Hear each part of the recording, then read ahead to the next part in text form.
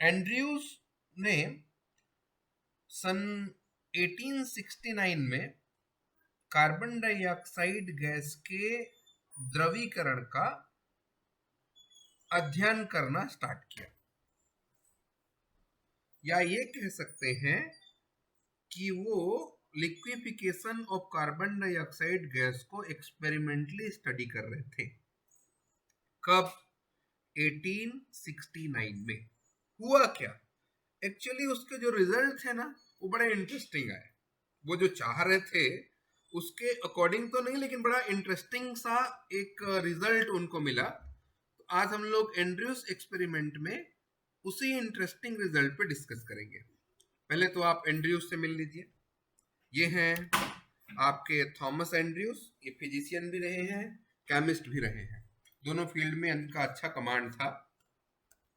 1869 में इन्होंने carbon dioxide के लिक्विफिकेशन को स्टडी करने की कोशिश की, और उनके जो रिजल्ट आए उससे अभी आप लोग जो टॉपिक कर रहे हैं CO2 गैस पर एंड्रयूज का प्रयोग या Andrews experiment on CO2 gas, इस पे स्टडी करेंगे। तो अभी के लिए आपका टारगेट बदल जाएगा, क्योंकि प्रयोग है, एक्सपेरिमेंट है, तो इसके टाइटल्स आपके लिए सबसे पहले आप एम लिखेंगे। उद्देश्य क्या है इसका?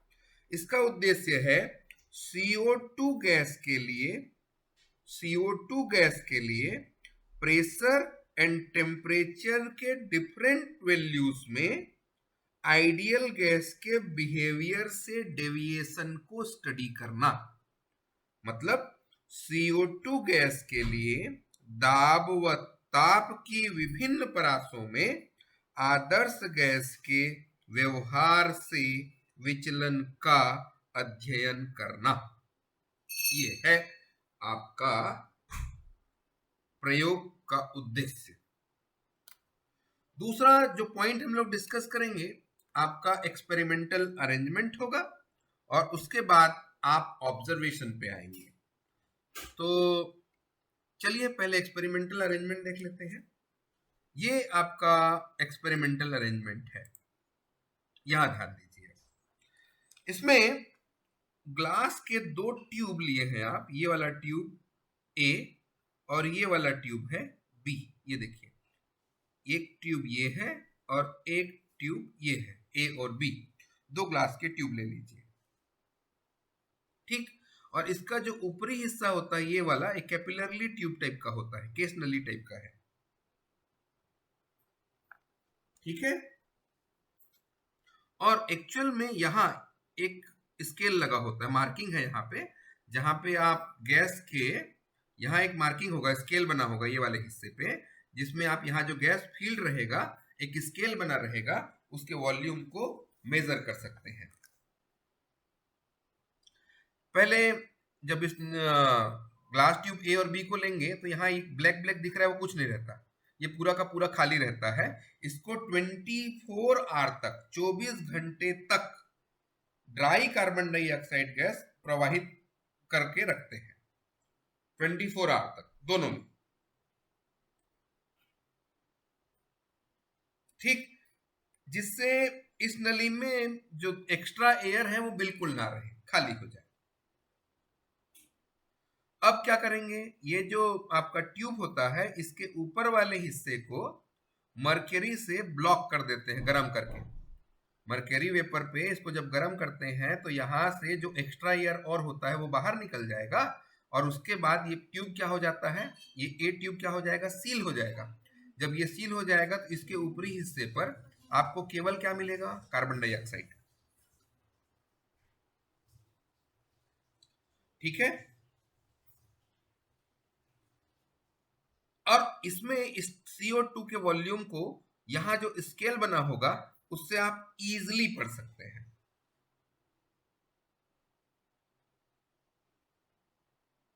क्लियर है। और इसी तरीके से यहां जो ये बी ट्यूब होता है उसमें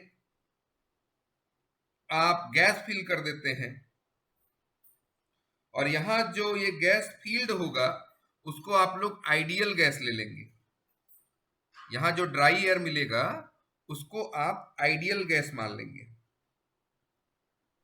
ठीक, और यहां भी आप स्केल से इसके वॉल्यूम को स्टडी कर लेंगे, और वॉल्यूम पता होने से आप बायल्स लॉ के थ्रू इसके प्रेशर को निकाल सकते हैं। बायल के नियम से ताप की गणना कर पाएंगे। ठीक, अब उसके बाद ये दोनों को कॉपर से आप मरकरी से आपने ये सील कर दिया है। इसको आप ये ट्यूब सी जो बना हुआ है ना, ये दो कॉपर के सिलेंड्रिकल कंटेनर है, जिसके ऊपर वाले हिस्से पे आप ट्यूब को उल्टा करके रख दिए हैं, और नीचे ये पैच लगा रहता है, स्क्रू लगा रहता है।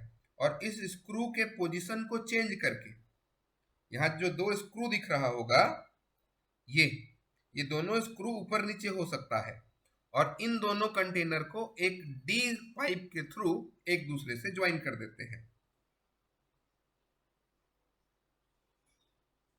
और यहां जो ये स्क्रू होता है, उसको आगे पीछे करके इसके अंदर जो गैस फील्ड करके रखे हैं ना, उसके आप वॉल्यूम को चेंज करके उसके थ्रू टेम्परेचर को चेंज कर सकते हैं।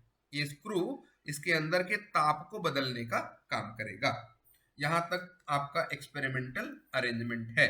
मतलब अगर सीधी सी बात करें तो यहाँ कार्बन डाइऑक्साइड, शुष्क कार्बन डाइऑक्साइड से गर्म करेंगे, एक्स्ट्रा एयर बाहर निकालेंगे, उसके बाद इसको मरकरी सोर्स के थ्रू गर्म कर देंगे, और उसके बाद जब ठंडा करेंगे तो मरकरी क्या कर देगा, इनको ब्लॉक कर देता है। उसी तरीके से यहाँ ड्राई एयर ले लेंगे आप, मरकरी यहाँ जाम हो जाएगा और यहाँ पे ड्राई एयर फील्ड हो जाएगा। इन दोनों एयर के वॉल्यूम को इस ट्यूब में ए और बी जो पाइप है ग्लास का, उसमें स्केल बना रहता है, उससे इनके वॉल्यूम मेजर कर सकते हैं, और बायल्स लॉ के थ्रू आप उनके प्रेशर को फाइंड आउट कर सकते हैं। वॉल्यूम पता हो जाने के बाद यहां तक समझ में आ गया। आगे अगला है आपका ऑब्जर्वेशन, प्रेक्षण क्या क्या लिया आपने। देखिए सर्वप्रथम क्या करेंगे आप, ये जो दोनों नली है ए और बी, इसमें भरी हुई जो गैस है उनके वॉल्यूम, टेम्परेचर और प्रेशर को मेजर कर लेते हैं। ठीक, यहां ए और बी में जो गैस फील्ड है उसका पी, वी और टी पता कर लेते हैं। अब क्या कीजिए, इस स्क्रू को यहाँ एस और एस डेस, ये दो स्क्रू हैं, एक का एस नाम दे दीजिए, दूसरे का एस डेस नाम दे दीजिए।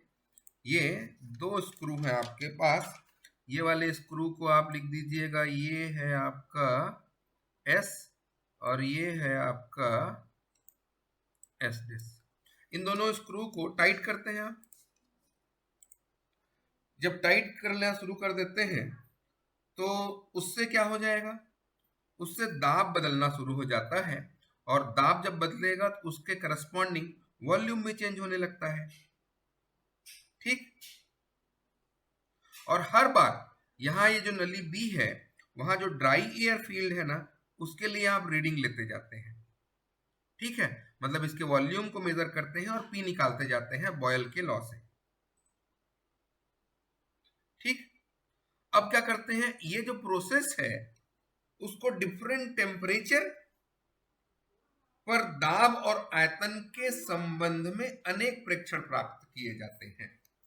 क्या क्या रिजल्ट निकल के आ रहा है उसके बारे में पता करते हैं। जैसे T1 टेम्परेचर रख दिए, P और V चेंज करवाएंगे, फिर से T2 पे इसको फिक्स कर देंगे, P और V निकालेंगे। इस तरीके से आपको एक आइसोथर्मल ग्राफ मिलेगा, आइसोथर्मल कर्व मिलेगा, समतापी वक्र प्राप्त होते जाएंगे P और V के बीच में। तो जब आप रीडिंग निकालेंगे नियत ताप पर, इसके दाब और आयतन के बीच जो रीडिंग आया है उसके लिए एक ग्राफ प्लॉट कर दीजिए। तो ग्राफ कुछ ऐसा दिखेगा आपको। अब ये जो ग्राफ आ रहा है इसमें खास क्या है, इसको सुनिएगा और समझना भी है आपको। अब इस ग्राफ के रिजल्ट पे हम लोग डिस्कस करते हैं, नंबर 1 की बात करते हैं। पहला डिस्कशन, यहां ये 48 डिग्री सेल्सियस पे, 48 डिग्री सेंटीग्रेड पर CO2 गैस है ना का ये जो पीवी डायग्राम है वो लगभग आइडियल गैस के टाइप का है। पहला कंक्लूजन लिखेंगे आप, CO2 गैस 48 डिग्री सेंटीग्रेड ताप पर आदर्श गैस की भांति है। और 48 डिग्री सेंटीग्रेड ताप पर इसके बाद और इसके पहले आदर्श गैस से विचलन दिखाई दे रहा है, या विचलन बढ़ते जा रहा है। जैसे जैसे इससे नीचे आते जाएंगे तो आदर्श गैस से विचलन का मान धीरे धीरे बढ़ते जा रहा है। दो कंक्लूजन मैंने कहा, 48 पे आदर्श गैस, 48 से ज्यादा या कम पे धीरे धीरे आइडियल गैस से ये विचलित होते जाएगा। अब आते हैं 31.4 डिग्री सेंटीग्रेड पे, ये वाला ग्राफ। 31.4 डिग्री सेंटीग्रेड पर गैस का व्यवहार कुछ अलग हो जाता है। देखिए तो बिल्कुल अलग टाइप का बिहेवियर दिखा रहे हैं।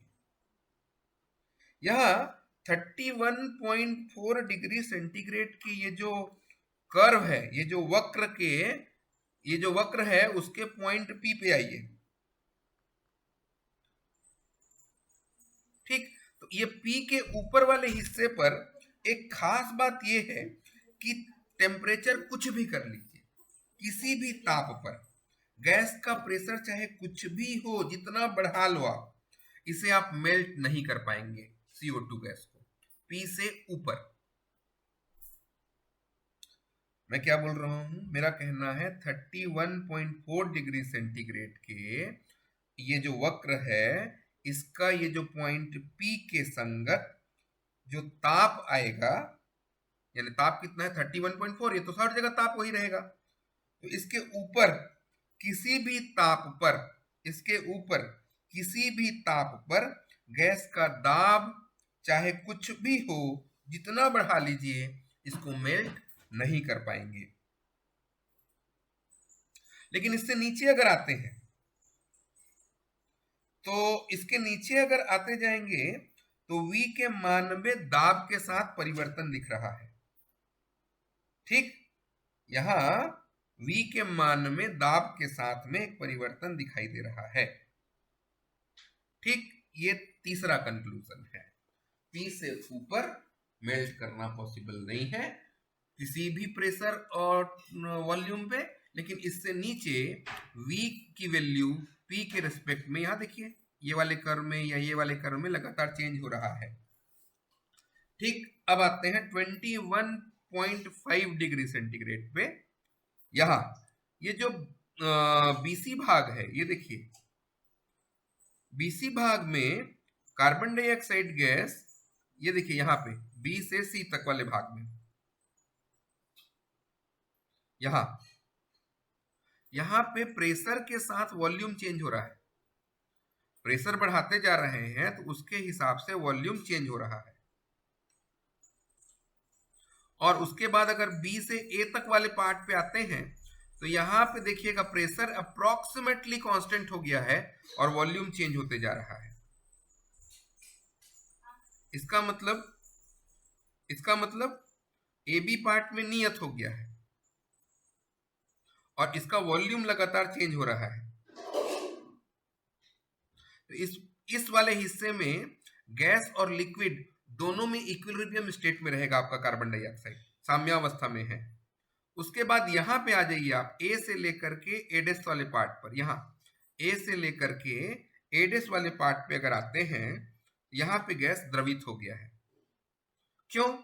क्योंकि अब क्या हो रहा है, प्रेशर के साथ आयतन में थोड़ा बहुत ही परिवर्तन हो रहा है। ये चौथा कंक्लूजन निकाला आपने। फिफ्थ वन के लिए यहां आ जाइए 13.1 पर। तो यहाँ पे नेचर इसका बिल्कुल लगभग 21.5 के जैसा ही है। ठीक, केवल ये जो AB है उसकी लंबाई थोड़ा सा बढ़ गया है, ज्यादा देर तक इक्विलिब्रियम स्टेट में रहेंगे, साम्यावस्था में, बस इतना ही। अब यहाँ जो ये 31.4 डिग्री सेंटीग्रेड का ये जो P पॉइंट है, सबसे इंपॉर्टेंट रोल प्ले कर रहा है। ठीक, P पॉइंट है, इसी को हम लोग क्रिटिकल पॉइंट कहते हैं, क्योंकि इसके ऊपर आप कुछ नहीं कर सकते। इसके ऊपर इसमें गैस और लिक्विड स्टेट में इक्विलिब्रियम भी दिखेगा, और आप ये भी कहेंगे यहाँ प्रेशर और वॉल्यूम को चेंज करके आप अपने गैस को लिक्विफाई कर सकते हैं, द्रवीकरण कर सकते हैं। ठीक है, अब यहां ये जो पॉइंट P है, इसके लिए जो प्रेशर दिखेगा आपको और इसके लिए जो वॉल्यूम दिखेगा और इस पॉइंट पे जो टेम्परेचर होगा, तीन बातें कर रहा हूं मैं।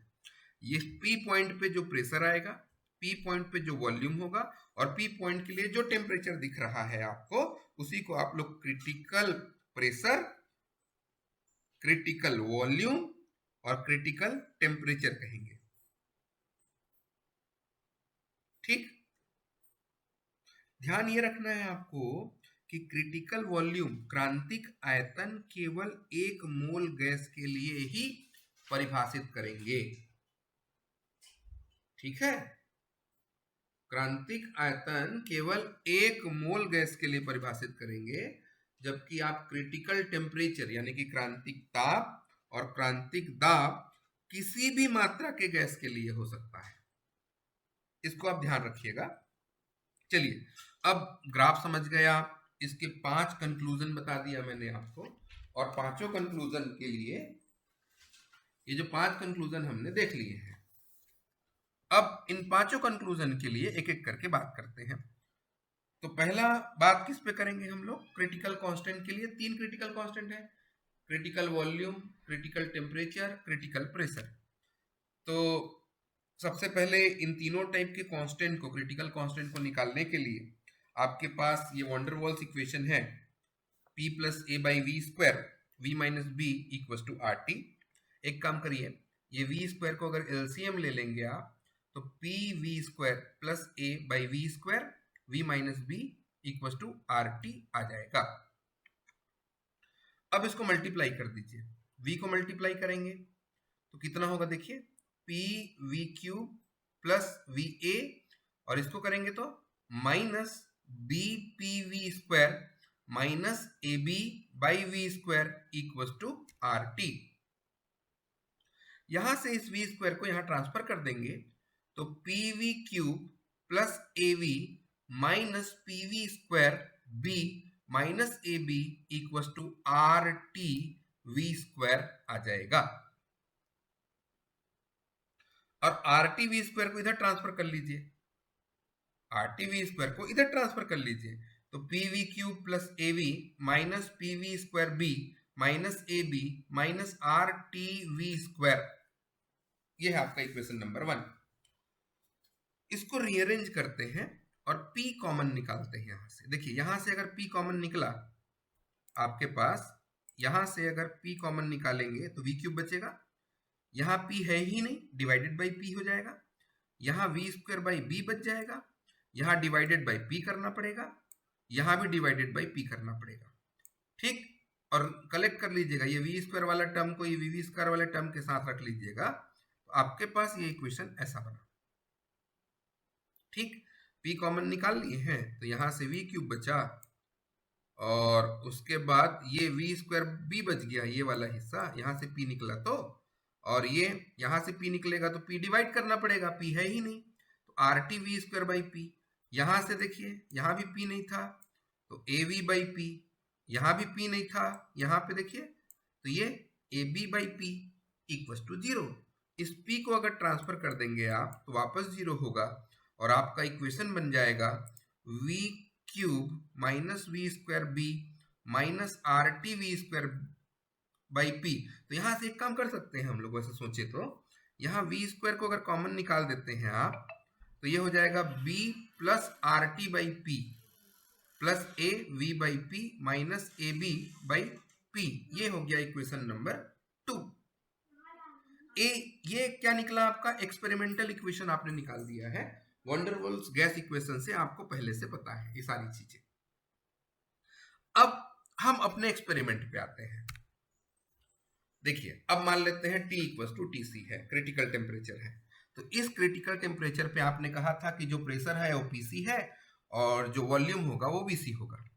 अब इस वॉल्यूम वाले टर्म को अगर मैं इधर ट्रांसफर कर दूं V माइनस VC, इस केस में आप इसको 0 के बराबर दिखाएंगे। एक्चुअली मेरे को सॉल्व करना था ये प्रैक्टिकल वैल्यू को, इसलिए मैंने इसको ट्रांसफर किया, तो v minus V C equal to 0। अब एक रीजनेबल इक्वेशन बनाना है। एक काम कीजिए, दोनों साइड को क्यूब कर दीजिए इसके। अगर दोनों साइड को आप क्यूब करते हैं तो v minus V C cube equal to 0 आएगा।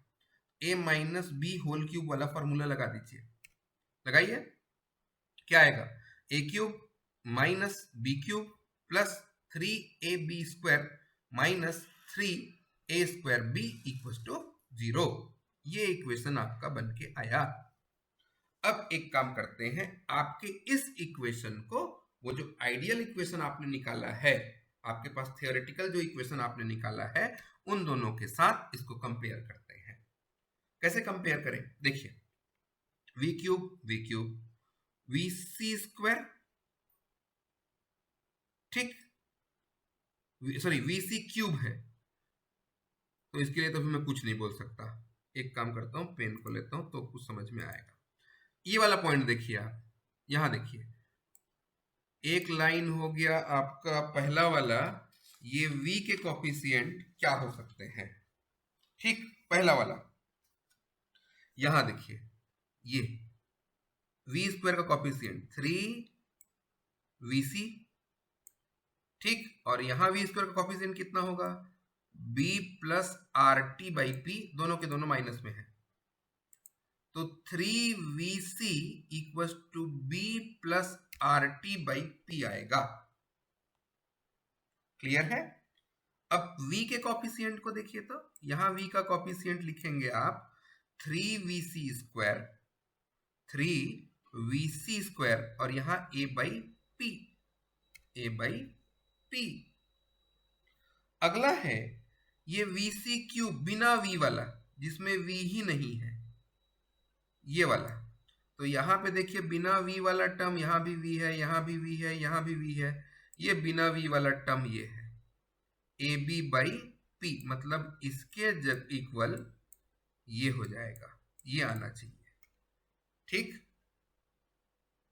ये 4 नंबर इक्वेशन, 5 नंबर इक्वेशन और 6 नंबर इक्वेशन आपको मिल गया है। एक काम करिए, यहां इस 5 नंबर इक्वेशन में 4 नंबर इक्वेशन को डिवाइड कर दीजिए, तो 3vc²,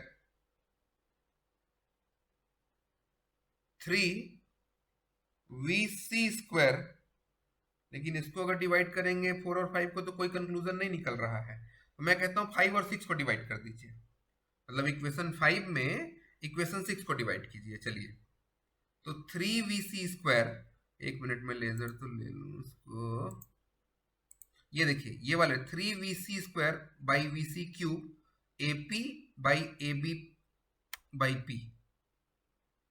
अब उसके बाद यहां से ये जो vc² वाला टर्म है, इसको क्यूब को खत्म कर देगा, क्या बचेगा, 3/vc, और ये उल्टा हो जाएगा, देखिए a by P into P by a b, इसका मतलब आप a और ये वाला a, p और ये वाला p कैंसिल हो जाएगा, क्या बचा, 3/vc equals to 1/b। Cross multiply कर दीजिए, तो vc की वैल्यू 3b के इक्वल आ गया।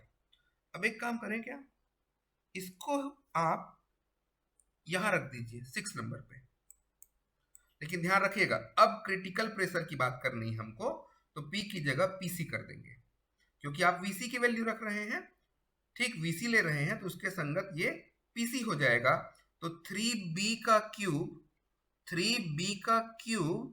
AB बाई PC, तो ये कितना हो जाएगा, 27b³ और AB बाई PC, तो PC की वैल्यू कितनी, PC इधर ये ट्रांसफर हो गया, AB बाई 27b³, एक ठो b को यहाँ क्यूब वाले से खत्म कर दो, तो ये क्यूब क्या हो जाएगा, स्क्वायर हो गया, a बाई 27b², ये है आपके पास PC, ठीक है। अब बचा TC निकालने के लिए इस 3b को आप अपने इक्वेशन नंबर 4 पे रखिए, तो 3b को अगर इक्वेशन नंबर 4 पे रखें यहां, तो 3 और 3 9 है ना, 9b आ गया, plus equal b plus R T by P आएगा, 9b, और ये 9b के साथ यहां देखिए, यहां पे ये जो टर्म है 9b, और इस b को इधर ले आए तो -b, R T C by a by 27b², ये पीसी का मान रख दिया भैया, ये पीसी का मान रख दिया, ये 8b और ये 27 ऊपर चला गया। ठीक है, ठीक है। एक ठो बी इसके एक ठो बी को कैंसिल करेगा, देखिए ऐसा हो जाएगा। टीसी की वैल्यू निकालनी है तो 27b² डिवाइड हो जाएगा, आर डिवाइड हो जाएगा और ए ऊपर चला जाएगा। अब इसमें से 8 और इसको कैंसिल करवा दीजिए, बी और बी को, 8a बाई 27br, ये आपका निकल के आया टीसी का मान। तो ये 3 क्रिटिकल कांस्टेंट की वैल्यू और एंड्रयूज एक्सपेरिमेंट शायद आपको समझ में आ गया हो। एक बार इसको देख लीजिए, कंक्लूजन बहुत जरूरी है, और इसमें जो ग्राफ आए हैं आपको हर टेम्परेचर के लिए पी और वी में जो वेरिएशन आपने निकाला है कार्बन डाइऑक्साइड का आइडियल गैस के रेस्पेक्ट में, मतलब बी में जो गैस भरा है उसके रेस्पेक्ट में, उसको अच्छे से देखिए और इस डेरिवेशन को कर लीजिए। यहां तक आपको समझ में आ गया। ये वाला लेक्चर एंड्रयूज एक्सपेरिमेंट और क्रिटिकल कांस्टेंट यहाँ पे